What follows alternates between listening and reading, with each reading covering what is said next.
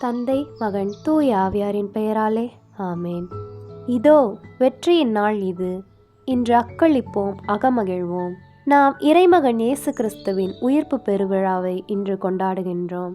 தன்னுடைய பாடுகள், இறப்பு மற்றும் உயிர்ப்பின் மூலம் தம் அன்பை நமக்கு வெளிப்படுத்திய நம் ஆண்டவர் இயேசு கிறிஸ்துவோடு உயிர்த்தெழ இன்றைய நாள் நம்மை அழைக்கின்றது. உயிர்ப்பு என்பது மனித வரலாறு கண்ட புதுமை. இந்த புதுமையை முதலில் சந்தித்தவர் மகதலா மரியா என்னும் பெண்.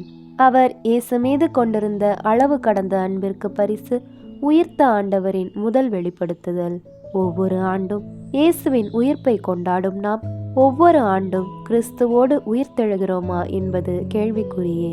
எனவே இந்நன்னாளில் கிறிஸ்துவை காயப்படுத்தும் நமது பாவ வாழ்வுக்கு இறந்து கிறிஸ்துவுக்கு உகந்த தூய வாழ்வுக்கு உயிர்த்தெழ மன்றாடுவோம். ஆமேன்.